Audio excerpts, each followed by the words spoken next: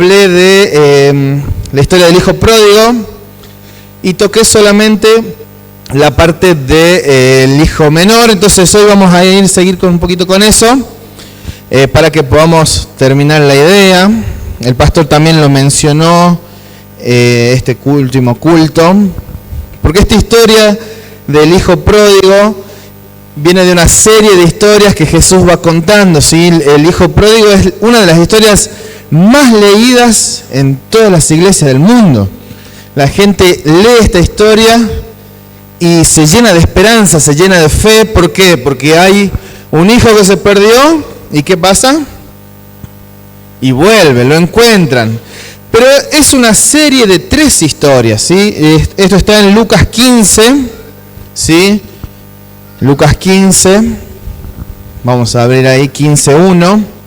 Yo ya estoy en el campamento, tengo mi ticket, ya está, ya estoy adentro. Ya viene el colectivo, ya nos vamos. Así que voy a intentar ser cortito, no creo, pero bueno.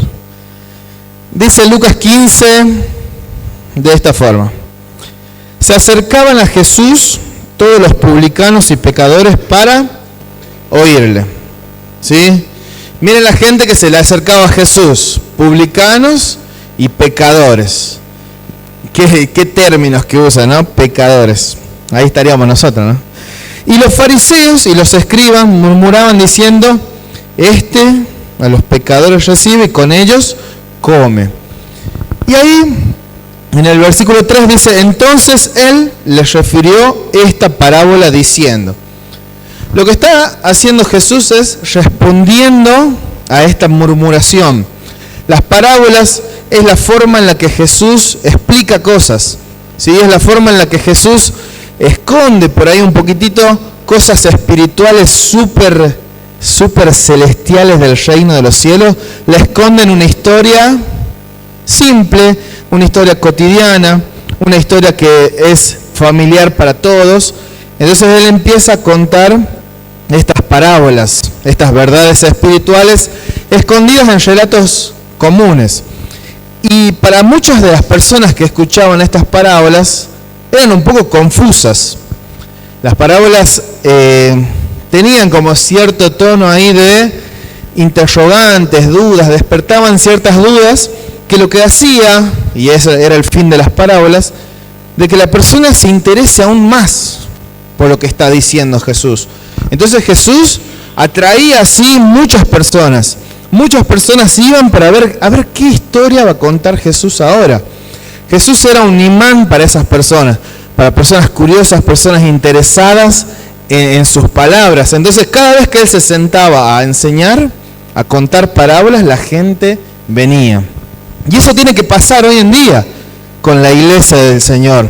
Nosotros tenemos que atraer a las personas a través de la predicación de la palabra. Pero a mí me llama la atención los 2 grupos de personas que lo escuchan a Jesús. Por un lado están publicanos y pecadores, y por otro lado están fariseos y escribas. Y esa era su audiencia, esa era la gente a la que él le hablaba. Y muchas personas murmuraban, se quejaban de Jesús, y se quejaban porque comía con pecadores. Comía con pecadores. En ese tiempo, y hasta actualmente le podría decir, sentarse a comer con alguien es avalar su vida, avalar lo que él es y decir, acepto tu forma de vida. Entonces, claro, eso chocaba entre los fariseos, chocaba con las ideas de Jesús.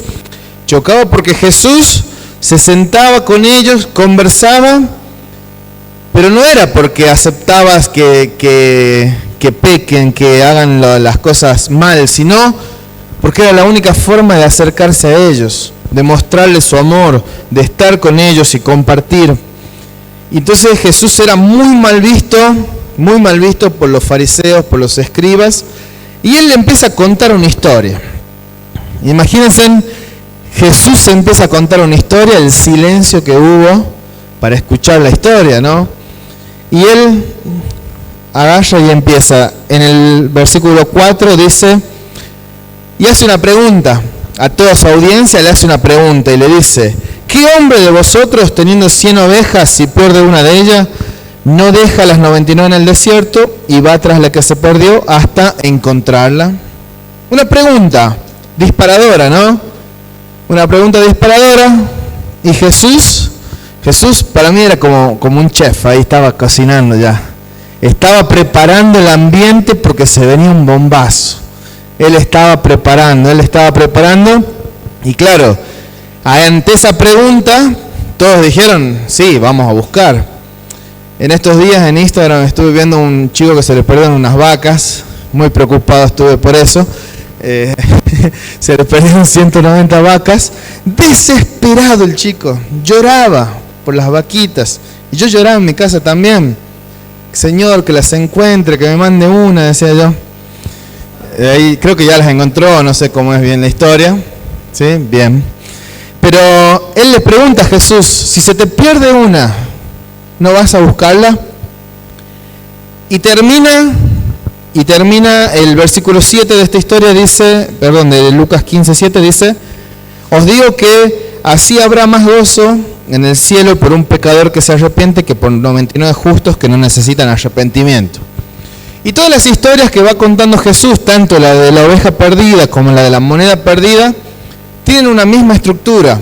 ¿Sí? Hay un contexto, un hombre, y después hay el inicio, cuenta la historia.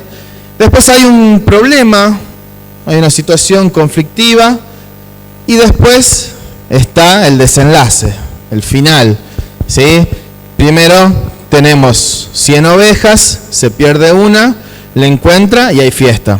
¿Entienden eso?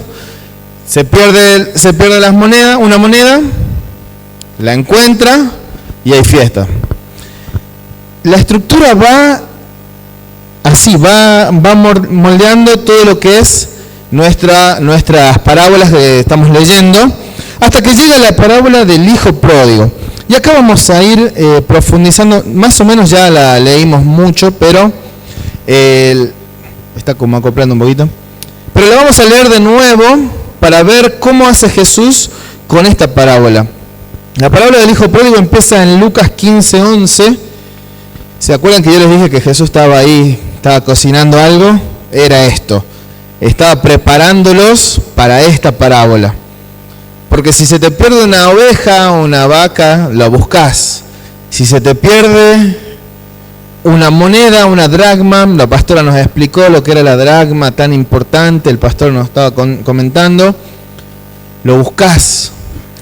Pero ¿no les llama la atención que en la historia del hijo pródigo nadie busca nada? Vamos a leerlo y vamos a ir entendiendo por qué.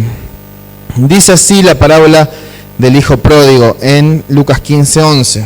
También dijo, un hombre tenía 2 hijos. ¿Cuántos hijos tenía? 2 hijos. Y el menor de ellos le dijo a su padre, Padre, dame la parte de los bienes que me corresponde. Eso ya es controversial. Esa primera frase ya genera cierto rechazo. Imagínense en la sociedad donde se fue escrita, donde se fue contada esta historia.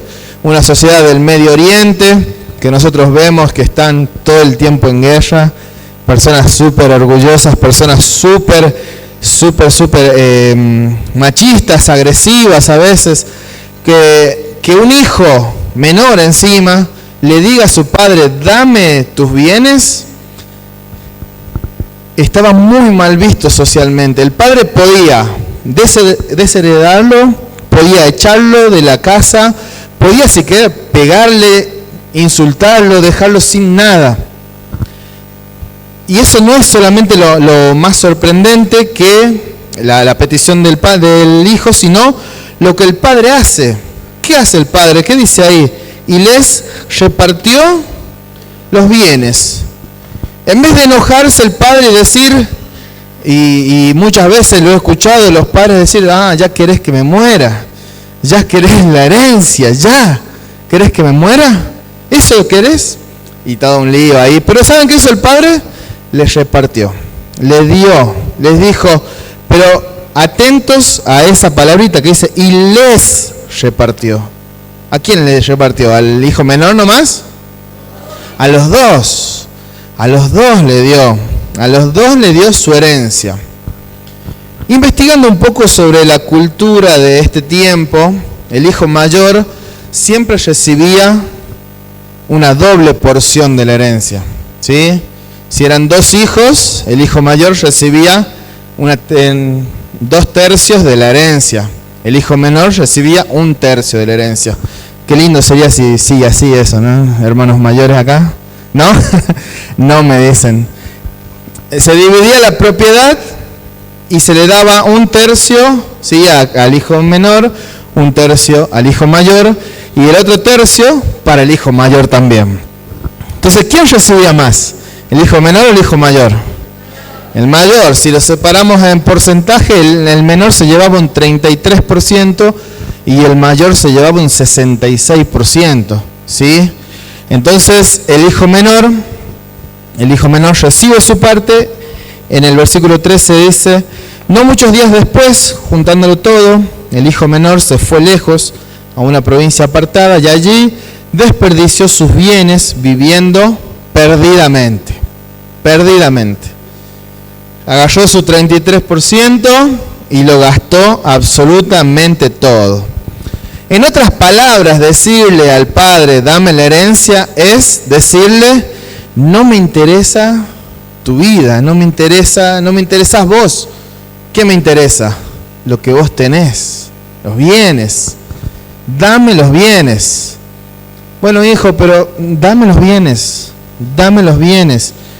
En otra palabra sería, quisiera que estés muerto. No me interesás, no quiero nada con vos. No quiero nada. La riqueza para las personas de Medio Oriente, las personas que tienen animales, la riqueza estaba en la tierra. Por eso dice que de no muchos días el padre tuvo que vender una tercera parte de la tierra para darle el dinero al hijo. Imagínense en todo el movimiento que fue este pedido. ¿Para qué lo hizo? Para vivir perdidamente. Hasta acá vamos viendo cómo el hijo menor deshonra al padre, cómo el hijo menor no le interesa la vida del padre, cómo el hijo menor prefiere irse, malgastar los bienes, hasta que en el 14 llega un momento clave y dice: cuando todo lo hubo malgastado, vino una gran hambre en aquella provincia y comenzó a faltar. Y fue y se arrimó a uno de los ciudadanos de aquella ciudad, el cual le envió a su hacienda para que apacentase cerdos. Lo más humillante para el pueblo judío, estar con cerdos. Un animal impuro para ellos, un animal sucio, un animal que no es parte de su alimentación. Y miren lo que dice el 16: y él deseaba llenar su vientre de las algarrobas que comían los cerdos, pero nadie le daba. O sea, llegó hasta lo más bajo llegó este hermano menor. Hasta tener que querer comer la comida de los cerdos. O sea, ya era piso total. Y el 16 dice, el 17, y volviendo en sí, dijo: ¿cuántos jornaleros en la casa de mi padre tienen abundancia de pan, y yo aquí perezco de hambre? Me levantaré, iré a mi padre, y diré a mi padre: he pecado contra el cielo y contra ti. Ya no soy digno de ser llamado tu hijo. Hazme como a uno de tus jornaleros. Lo que él está haciendo es un plan de redención, un plan para que el Padre tenga piedad de él, para que el Padre tenga misericordia de él y para poder pagar esos bienes que él malgastó. Miren la culpa, cómo lo hacía pensar a este hermano, a este hijo menor, de que él tenía que pagar lo que había gastado. Es lo que pensaríamos cualquiera.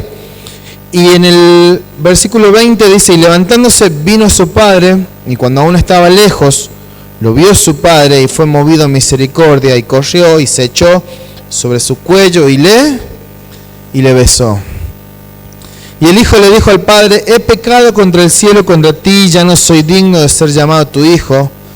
Pero el padre, siempre hay un pero el padre dijo a su siervo: sacad el mejor vestido y vestidle, poned un anillo en su mano y calzado en sus pies, y traed el becerro gordo y matadlo, y comamos y hagamos fiesta, porque este hijo muerto era y ha revivido, se había perdido y es hallado. Y comenzaron a regocijarse. Hasta acá la historia viene igual que las otras dos historias. Había una situación inicial, un conflicto y un desenlace. Pero esta historia no termina acá.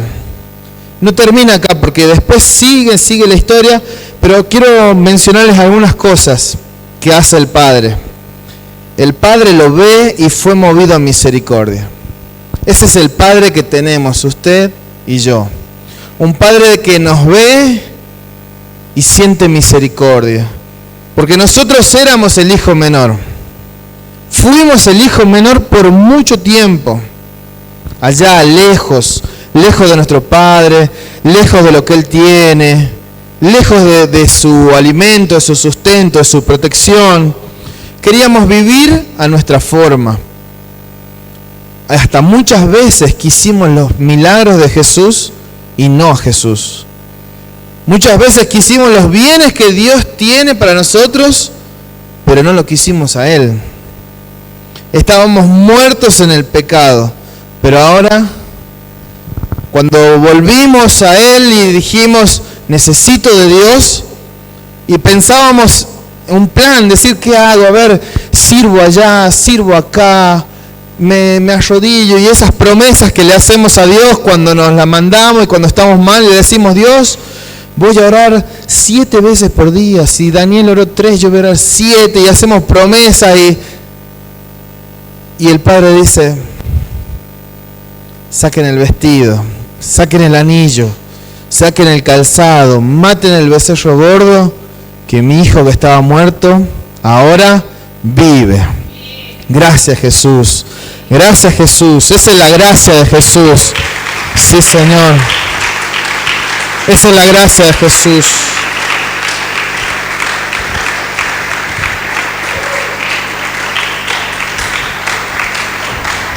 La gracia y la misericordia de Jesús explícita en nuestra vida. La vimos, la vivimos. Él nos salvó, nos rescató y hoy estamos acá. Ese es mi Dios. Ese es mi Dios que nos permite volver a ser su hijo. Mi Dios es un Dios que te abre las puertas, que no te deja afuera, que te deja entrar, que te acepta. Un Dios que muestra su amor y que nos levanta. Y ahora podemos decir una frase hermosa. Soy hijo de Dios. ¿Usted puede decir esa frase? Soy hijo de Dios. Soy hijo de Dios en el nombre de Jesús. Y Él jamás, de los jamases, va a permitir que nosotros creamos que podemos hacer algo para conseguir ese título.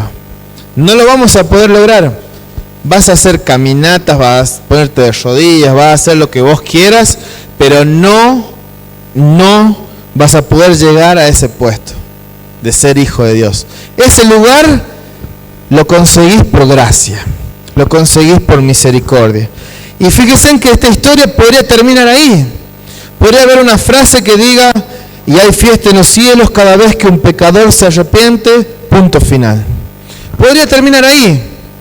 Pero miren lo que dice el 25. Miren lo que dice. Hasta acá era una hermosa historia de perdón, de gracia, de restauración. Era una historia tremenda. Igual que las dos anteriores, ¿no? De la moneda perdida y de la oveja perdida. Pero Jesús sigue hablando. Y en el 25 dice, y su hermano mayor estaba en el campo. Siempre los hermanos mayores trabajando. Sí. Amén. Gloria a Dios. Ya se habrá dado cuenta si yo soy mayor o menor, seguro. Y su hijo mayor estaba en el campo. Y cuando vino y llegó cerca de la casa, oyó la música y las danzas. ¡Ah! Mira vos, yo me voy y hacen fiesta, debe ser. Y llamando a uno de los criados, le preguntó qué era aquello. Y le dijo, tu hermano ha venido y tu padre ha hecho matar el becerro gordo por haberle recibido bueno y sano. Entonces, ¿qué hizo? Típico de hermano mayor, típico. Se enojó. ¿Y qué le hacía? ¿No quería? Y no quería entrar, míralo vos. Salió, por tanto, su padre y le rogaba. Otra vez, el padre es deshonrado en su propia casa. Ahora, por el hijo mayor. Si el padre está haciendo una fiesta, si el padre mata el becerro gordo, si el padre decide hacer un banquete que invita a todos, imagínense, no se lo van a comer ellos tres al becerro gordo, vino todo el pueblo. El hijo mayor deshonrando, diciendo, no voy a entrar. Diciéndole al padre, no quiero ser parte de esta fiesta, no quiero ser parte de esta familia, porque ese, y ya lo vamos a leer, cómo lo trata su hermano. Pero miren lo que le hace hacer al padre, el hermano mayor. ¿Qué le hace hacer? Que le ruegue. Que le ruegue. Por favor, hijito, está tu hermano ahí. Ya se bañó, anda a saludarlo. Y él estaba enojado. Y miren en el 29 lo que dice. Mas él, respondiendo, dijo al padre, he aquí tantos años te sirvo, no habiendo desobedecido jamás, y nunca me has dado ni un cabrito para gozarme con mis amigos. Pero cuando vino me dice, mi hermanito, mi hermanita, vino tu hijo, que ha consumido tus bienes con rameras. Es cierto que no iba a leer porque me lo va a bajar, YouTube me va a bajar, perdón. Le voy a poner un pip. Has hecho matar para él el becerro gordo. Le dice, que está con rameras, con prostitutas, vos le das lo mejor. Y a mí, que te soy fiel, que fui obediente, no me diste nada. Qué actitud, ¿no? La del hermano mayor. Qué actitud. Él le dice, yo jamás te desobedecí. Jamás te desobedecí. Miren el 31. Él entonces le dijo, hijo, tú siempre estás conmigo y todas mis cosas son tuyas. Mas era necesario hacer fiesta y regocijarnos porque tu hermano era muerto y ha revivido. Se había perdido y es hallado. Y ahí termina la historia. Pero este hermano empieza a tratar mal al padre, menosprecia a su hermano, empieza a ver cómo se desperdician los bienes, el becerro gordo, el becerro que estaban ahí engordando, lo matan para Él lo que tiene este hermano mayor, tiene obediencia, es obediente. Pero la obediencia que él tenía no era con una buena motivación. No era una obediencia por amor al Padre. Era una obediencia para poder controlar los bienes del Padre. Porque el problema acá es 100% económico. Él le dice, que desperdicia tus bienes y a mí no me das. Es económico el problema. Él le dice, él gastó todo. Nos arruinó, gastó el 33% de tu fortuna y vos lo recibís. Lo que estaba en contra del hijo mayor era del amor que el padre tenía y del sentido de justicia del padre. Porque él decía, esto no es justo, no está bien que yo, siendo obediente, no pueda usar tus bienes y vos le das a que fue uno que se fue a cualquiera, que está perdido. Pero a mí lo que más me dolieron cuando leí esta historia son las dos frases del Padre. Las dos frases que le dice en el versículo 31. El Padre le dijo: Hijo, tú siempre estás conmigo. Esa frase tiene una tristeza detrás. Una tristeza del Padre de decirle al Hijo: Hijo, siempre estás conmigo. Pero lo que el Padre le tendría que haber dicho es: todavía no me conoces. Todavía no me conoces. Estás conmigo todo el día, estás acá conmigo, pero creías que sabes lo que quiero. Creía que conocías el dolor que tenía en mi corazón por la pérdida de tu hermano. Lo creí. El Padre le estaba diciendo: siempre estás acá conmigo. Pero eso no implica estar siempre en un lugar, no implica conocer a las personas. Y yo me pregunto, y yo decía, ¿de qué nos sirve obedecer, ser rectitos, estar, trabajar, si no conocemos el corazón del Padre? ¿De qué te sirve servir tanto si al final no conoces el corazón del Padre? ¿De qué nos sirve venir siempre, estar y no saber qué es lo que el Padre quiere? ¿Qué quiere el Padre? La otra frase que Él le dice: y todas mis cosas son tuyas, le dice en el 31. Todas mis cosas son tuyas. Lo que está recordando el Padre es que la división de bienes ya se hizo. Ya se hizo, ya está.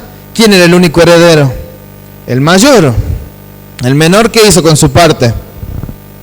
Se la gastó. Y ahí está el problema. El hermano mayor, cuando vio el vestido que tenía su hermano, cuando vio el anillo que tenía su hermano, cuando vio las zapatillas que tenía su hermano, dijo: eso es mío. Ese becerro es mío. ¿Qué hace? Con razón no quiso entrar, porque todo era de él.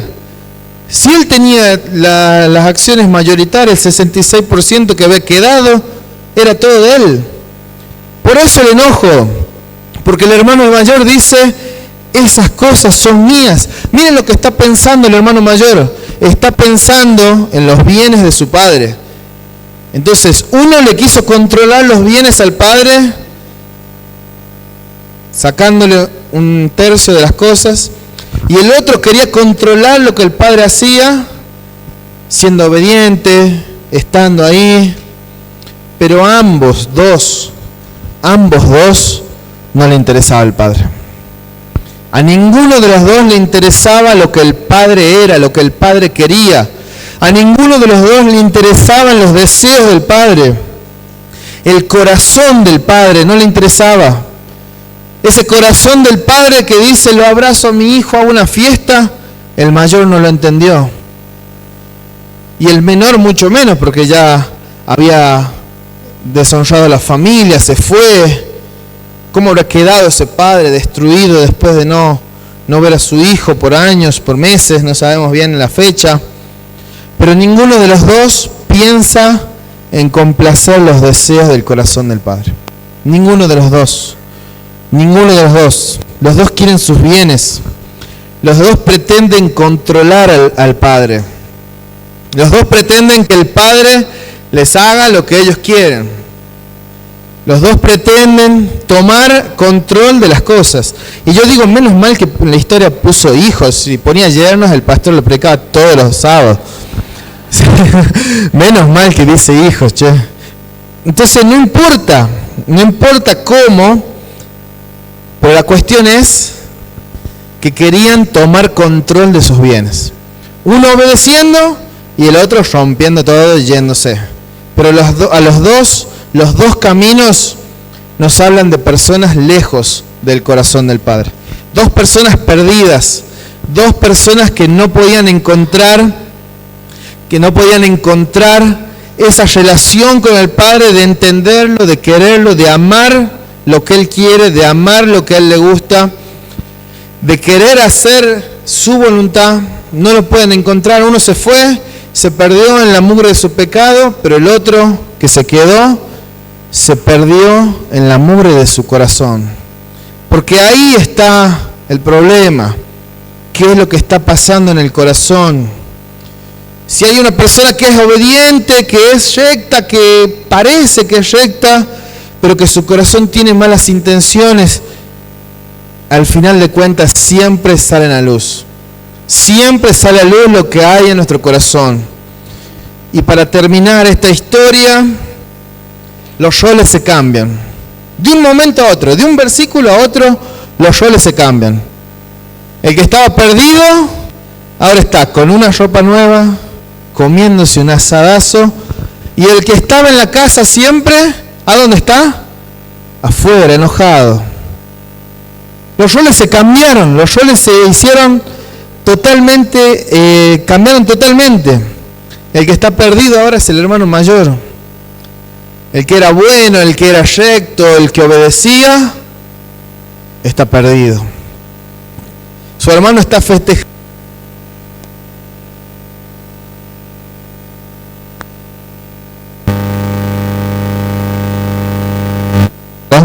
Ahí está. Uno estaba afuera, enojado, y el otro está adentro, festejando la justicia y el amor del Padre. El amor. El mayor estaba afuera rechazando, pero no rechazaba las leyes, no rechazaba las órdenes del Padre. ¿Saben qué rechazaba? Su amor, su bondad. No puede ser así. No puede ser así, decía. Ambos estuvieron alejados y en esta historia es una historia que no tiene un cierre. ¿Entró el hermano mayor? No entró. El hermano menor, ¿qué hizo? No sabemos. No tenemos un cierre de la historia. Queda abierto. Lo que sí podemos ver es el corazón del Padre, un corazón que quiere restaurar a su hijo. A los dos. Porque sale y ruega al otro. Y esta historia, esta parábola, tiene otro sentido, otro significado. Un significado más profundo, que es: tenés que volver a amar al Padre. Tenés que volver a la casa del Padre. No importa si sos el hermano mayor, si sos el hermano menor, ambos dos tenían que volver al Padre.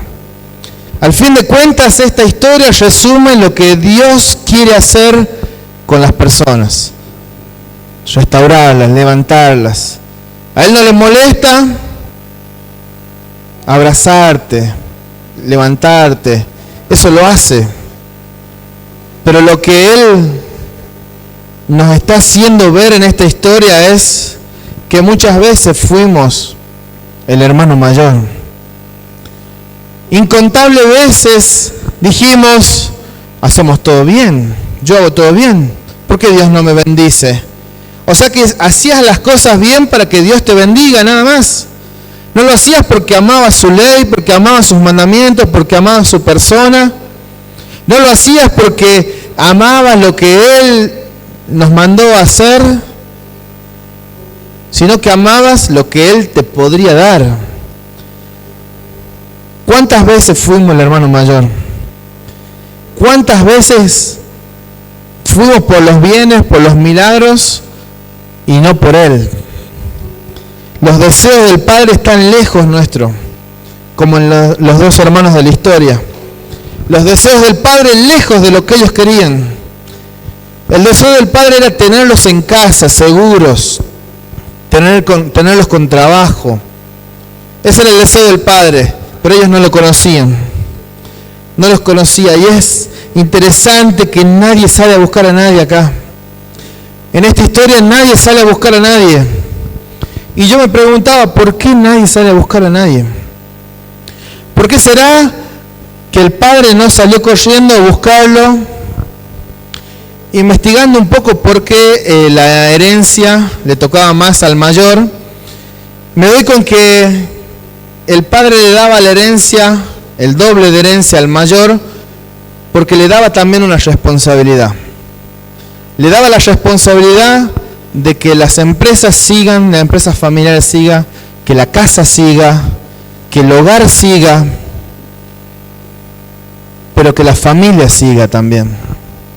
El hermano mayor era el que tenía la responsabilidad de hacer que sus hermanos sigan unidos. No era trabajo del padre hacer que la familia sea unida. ¿Por qué? Porque ambos dos lo tuvieron como muerto ya. Le dijeron, ya está, repartir la herencia, ya está. Esa doble porción no era por favoritismo, no era porque me cae mejor este hijo o aquel.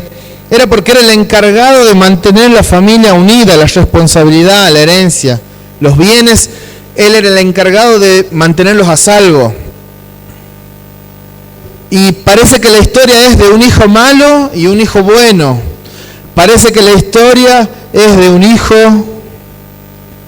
que desperdicia todo y otro que tiene razón. Si usted lee esta historia y dice, no, bueno, el hijo mayor tiene razón, lamento decirle que no está comprendiendo el corazón del Padre. Un corazón que ama y que perdona. Perdona pecados, perdona, y que en la Biblia muchas veces Él dice, vete y no peques más, te perdono, vete y no peques más. Y es muy interesante que el hermano mayor, los bienes de quién eran, de el hermano mayor, ¿cierto? El hermano mayor era el dueño de todo, del becerro, de todo.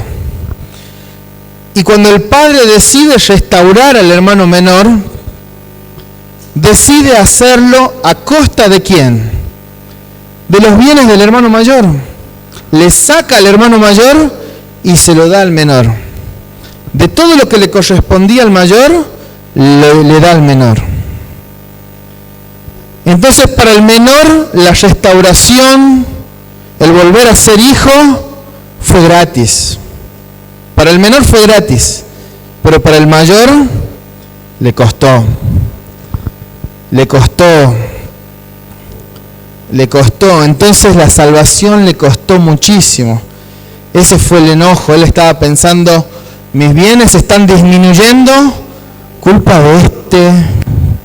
Y empieza a decirle de todo, culpa tuya. Mis bienes se están perdiendo. A vos no te cuesta nada. Típica pelea de hermanos mayores y hermanos menores. A vos no te cuesta nada, pero a mí sí, me cuesta todo. Nosotros fuimos hermanos menores muchas veces y no conocíamos un hermano mayor bueno. Este hermano mayor era un hermano mayor malo, un mal hermano mayor. El hermano mayor tendría que haber dicho, papá, te veo mal, te veo sufriendo, papá, te veo angustiado. ¿Sabes qué voy a hacer? Voy a dejar todos mis bienes, voy a invertir todo en ir a buscar a mi hermano. Eso es lo que un buen hermano tendría que haber hecho. Decirle, padre, ahora que todo me pertenece, decido ir a buscar a mi hermano menor. ¿Sabes por qué? Porque en el deseo de tu corazón está que la familia esté unida. El deseo de tu corazón es que todos se salven y que nadie se pierda. Un buen hermano mayor tendría que haber dicho, todo lo que tengo lo gasto en ir a buscar al perdido. Pero no conocemos porque no tenemos acá en esta historia un buen hermano mayor. Pero hubo uno que sí era un buen hermano mayor. Hubo un hermano mayor que merecía la túnica, la mejor túnica. Pero cuando estuvo en la cruz estuvo desnudo. Hubo un hermano mayor que todos los reinos eran de él y los dejó todos. Hubo un hermano mayor que todos los anillos le pertenecían y se los sacó todo. Nació en un pesebre.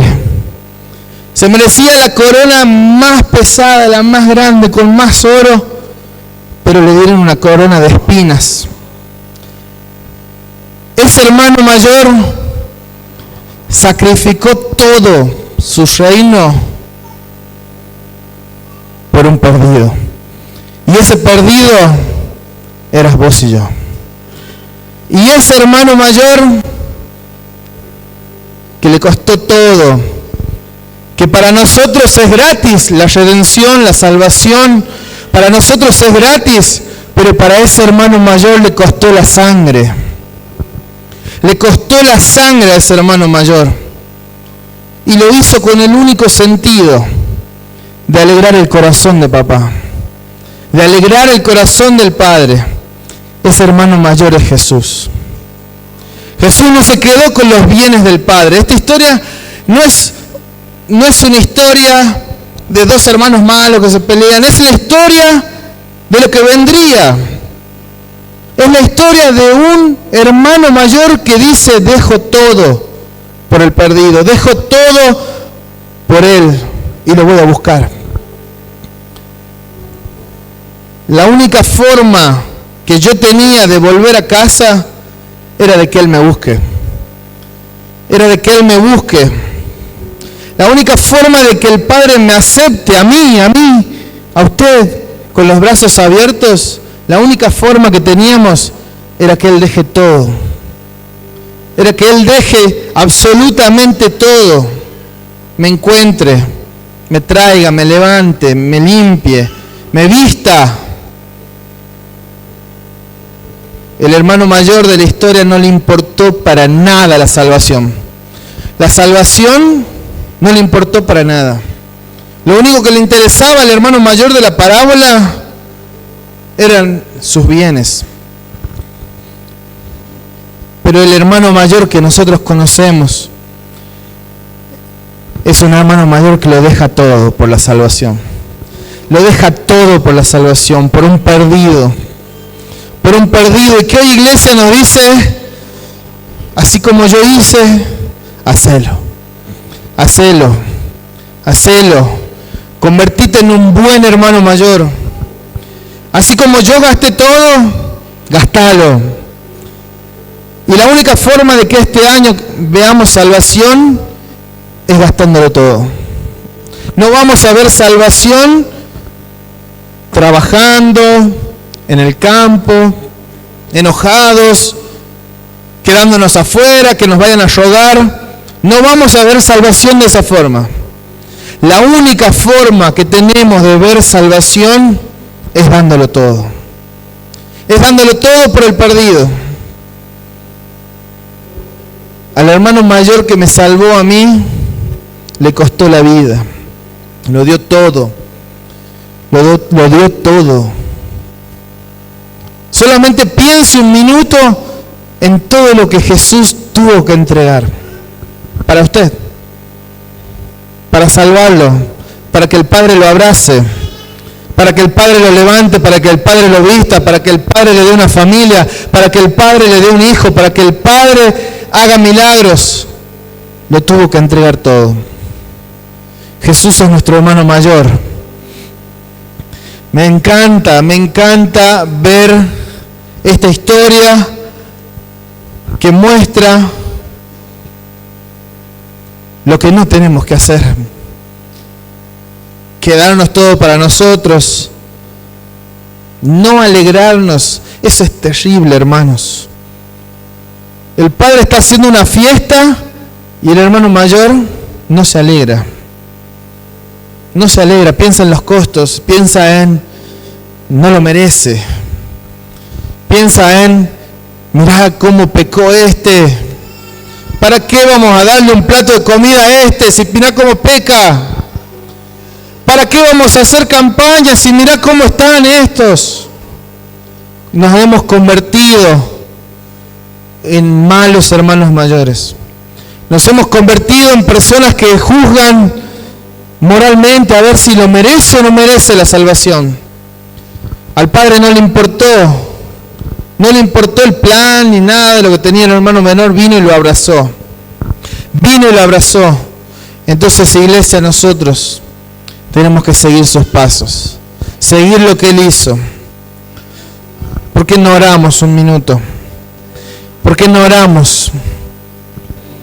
Porque este es el año de la salvación.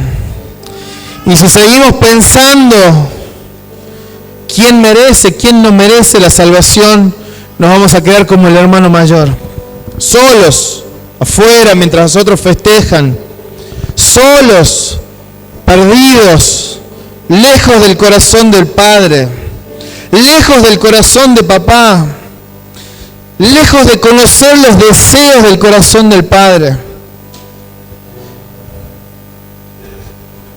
Jesús es mi hermano mayor que dejó todos los bienes para salvarme.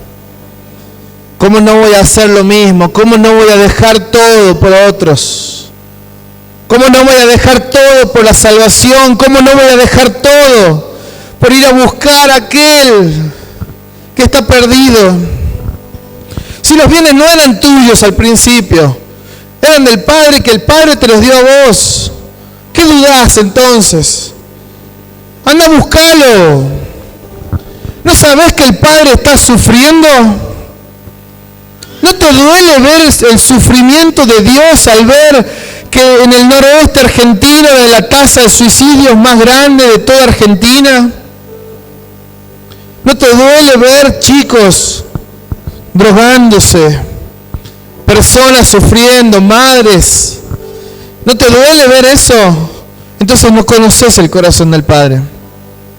Porque el corazón del Padre dice que todos se salven, que nadie se pierda, que todos se salven, que nadie se pierda, que todos se salven, que nadie se pierda. Y si seguís diciendo, no, yo trabajo acá en el campo, estoy bien, déjame decirte, hermano, no conoces el corazón del Padre. Al que no le importa la salvación, no conoce el corazón del Padre. Es momento de cambiar. Es momento de ponernos a trabajar para la salvación y no para nosotros mismos.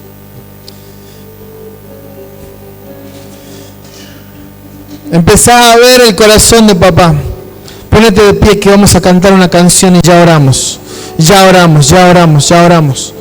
Empezá a ver el corazón de papá. ¿Y sabes cómo lo vas a ver? Cuando veas a esos chicos en la esquina. Cuando veas a esos niños sin padres, esos niños que vos decís, ¿dónde están los padres de estos chicos? Cuando vos veas a alguien tomando, durmiendo en la calle, con necesidad, ahí está el corazón del Padre, que dice, quiero que se salve, anda a buscarlo, está perdido, anda a buscarlo. Vamos a cantar una canción y ya oramos, un minutito más.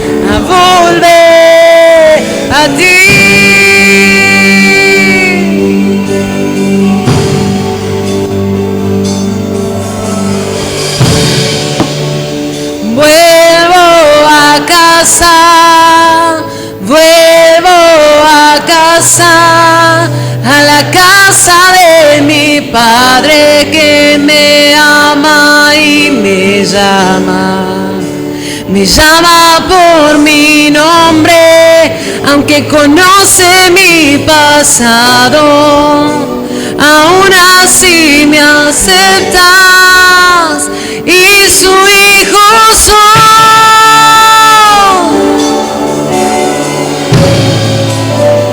Y su hijo soy.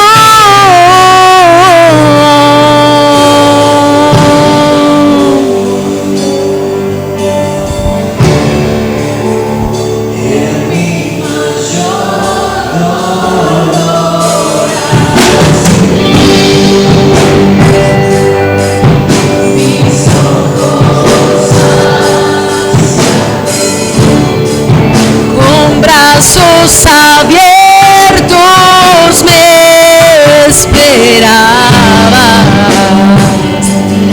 Esperaste tú por mí. Me abrazas con tu perdón, rodeado estoy por tu amor.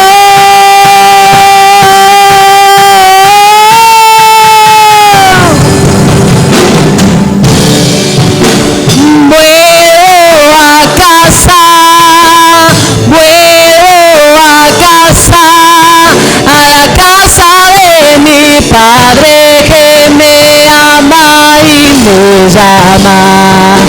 Me llamas por mi nombre, aunque conoces mi pasado, aún así me aceptas y tu hijo soy. Vuelvo a casa, vuelvo a casa, a la casa de mi Padre que me ama y me llamas por mi nombre, aunque conoces mi pasado, aún así me aceptas y tu hijo soy.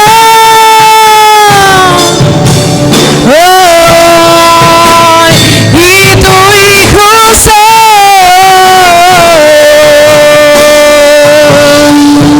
Y tu hijo soy.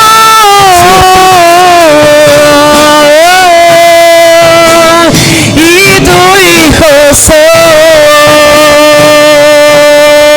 Sí, Señor, sí, Señor. Sí, Señor. Sí, Señor. Empezá a orar. Empezá a orar. Empezá a decirle: Padre, quiero conocer tu corazón. Quiero conocer, quiero estar en tu casa, Señor, donde hay seguridad, donde hay misión, donde hay visión, donde sé lo que tengo que hacer. Padre, donde lo arriesgo todo por otros. En el nombre de Jesús, donde la salvación empieza a ser importante en mi vida. Donde la salvación empieza, Padre amado, a brotar de mí, a ayudar a otros. En el nombre de Jesús, Señor, quiero volver a tu casa. Y si vos te sentiste lejos, te invito a que vengas acá adelante. Si vos te sentiste lejos de ese corazón del Padre, te invito a que puedas pasar al altar. Vamos a orar por vos. Vamos a orar por tu vida. Vamos a orar por vos. Yo muchas veces fui ese hermano menor, pero hoy reconozco que también fui ese hermano mayor. Enojado, sin entender, sin comprender la gracia de Dios. Por eso, si la salvación es importante para tu vida, si lo querés volver a escuchar el corazón de papá, vení adelante. Vení adelante.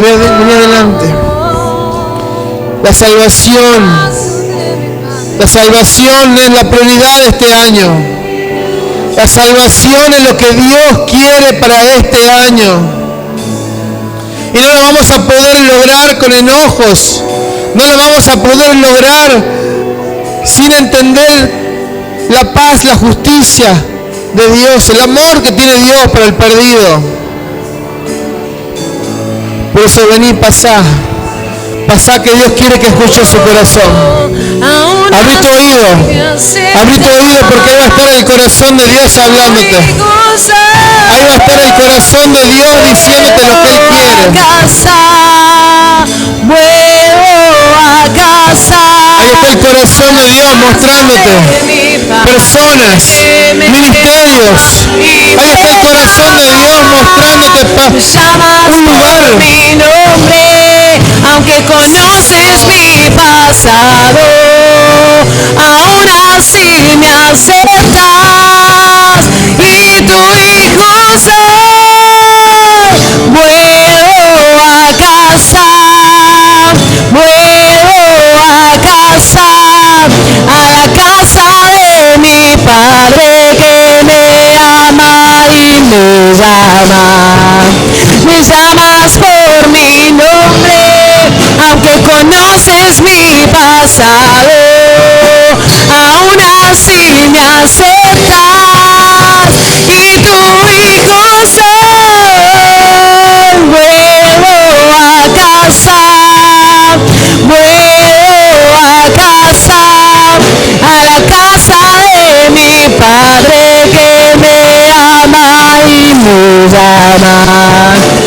llamas por mi nombre, aunque conoces mi pasado, aún así me aceptas y tu hijo soy.